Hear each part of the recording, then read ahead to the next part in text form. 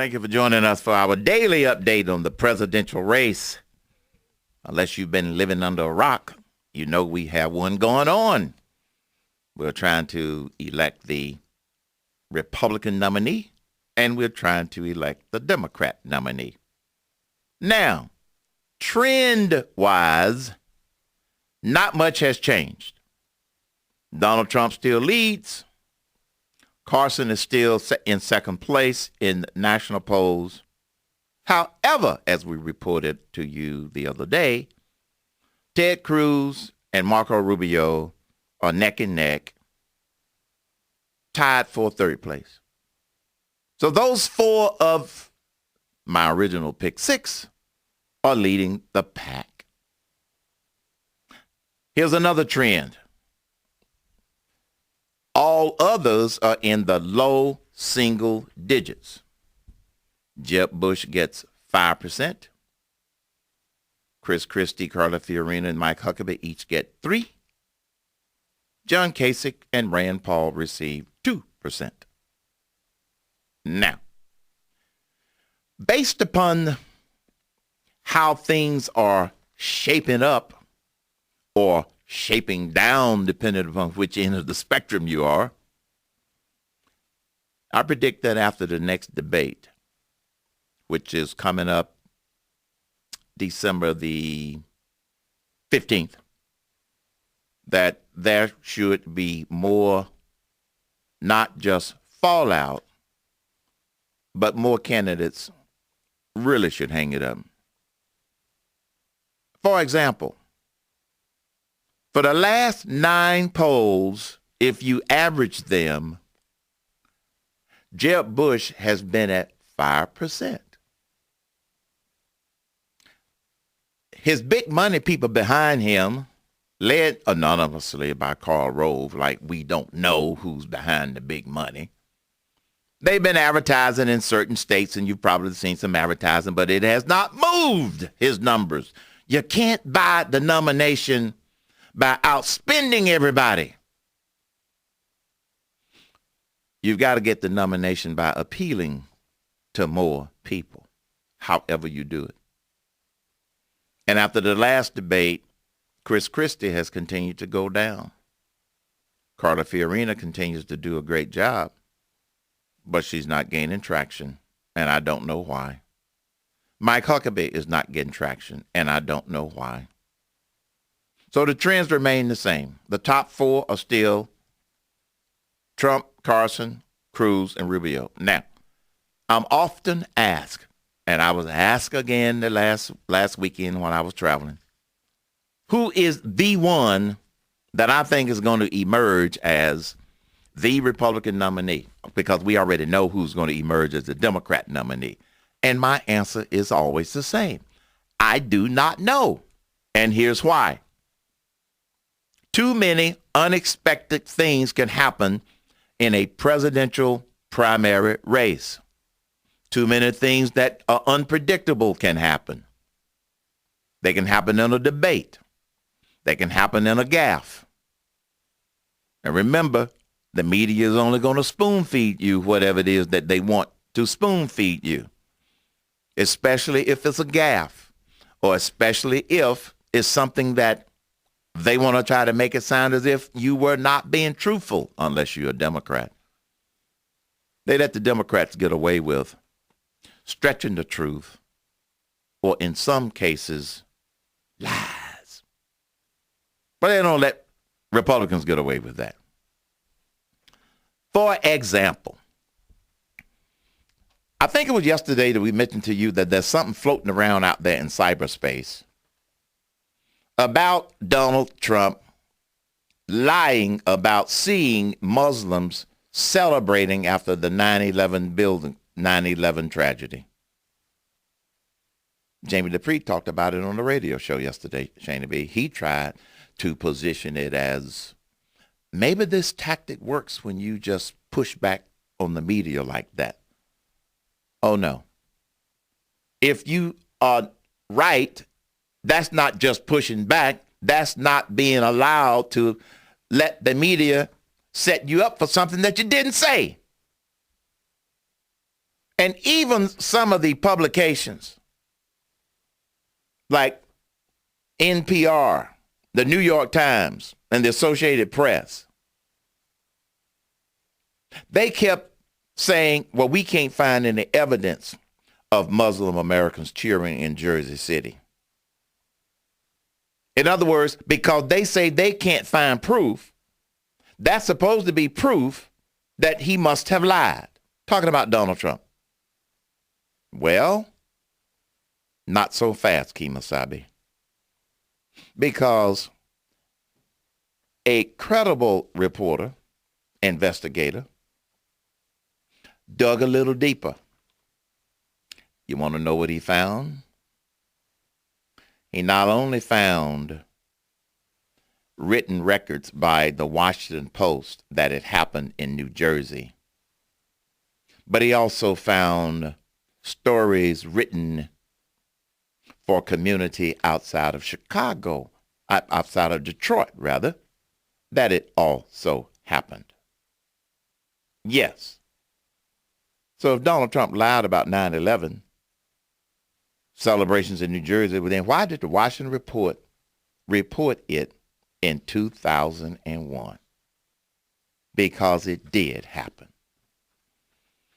The point that I'm trying to make, and this is another example of folks who are trying to set the record straight, is that if the media wants to try and present something to hurt you, they will pretend they can't find evidence to prove that you are right.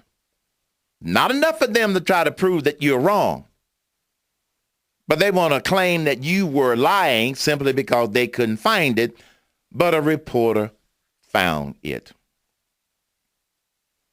And if you want to read the entire description of what happened, you can go to hermancain.com, and we have a commentary there entitled, "If Trump Lied About 9/11 Celebrations in New Jersey, Why Did the Washington Post report in 2001 that it did happen?" You all can tell that I get a little upset, a little passionate about this, because this is what they do. I even read a report where supposedly there is a secret group of GOP establishment folk that want to try and bring down Donald Trump. Here's what bothers me. It's not their job to bring down Donald Trump. It's the American people's job to bring down Donald Trump if they don't like what he's saying. You want to know what happened to Donald Trump's poll ratings after Paris was attacked? They went up. Here's why. People are saying they want a forceful president, even if they don't agree with his tone. What's tone got to do with it? Nothing. Forcefulness has everything to do with it. And this has the establishment going nuts. They want somebody with the right tone that they can manipulate through all of their dollars. That's why nothing ever gets changed. And all of this discussion about terrorism, that the Democrats are in denial. They're in denial. And that's why the Republican candidates keep saying, we are at war. Marco Rubio talking about fighting terrorism. There is no middle ground. These are not people you can negotiate with. Either they win or we win. Carly Fiorina highlights what she calls clear choices. We have become a nation where everything is relative, and we know that actually much is black and white. ISIS is evil. It has to be defeated. And it's black and white of what Donald Trump says he saw and other people saw, but now they're trying to make him out as a lie when it turns out he's not lying. He says he saw Muslims cheer during the 9/11 attacks. When the World Trade Center came tumbling down, and I watched in Jersey City, New Jersey, where thousands and thousands of people were cheering as that building was coming down. Thousands of people were cheering. And even on George Stephanopoulos, he stood by his comments when Stephanopoulos asked him about that. I know it might be not politically correct for you to talk about it, but there were people cheering as that building came down, as those buildings came down. And that tells you something. And then the media tried to catch Ben Carson on this topic when they asked him, does he recall seeing Muslims cheering after 9/11? I saw the film of it, yes. In New Jersey? Yes. But you see, that's not the answer that the media was looking for. And allow me to say this. Not all Muslims are terrorists. Not all Muslims are radical Islamic terrorists trying to kill and destroy us. Many of the ones who have committed crimes against the citizens of this country, Paris, France, other places around the world, nearly all of them have had Muslim backgrounds / connections, even though peaceful Muslims consider those extremist. So with all of this evidence that we see and hear with our own eyes, how can Hillary Clinton possibly say what she says about them having nothing to do with it? Muslims are peaceful and tolerant people and have nothing whatsoever to do with terrorism. Nothing whatsoever to do with terrorism. And she is going to be the Democrat candidate. Allow me to give you one other reason that Hillary Clinton or Bernie Sanders should not become president of the United States. There's an article about what happened in Argentina. In Argentina, a conservative won the presidency last Sunday after 12 years of liberal leftist government. And in that 12 years, Argentina has suffered tremendously. Can we say 8 years here in this country?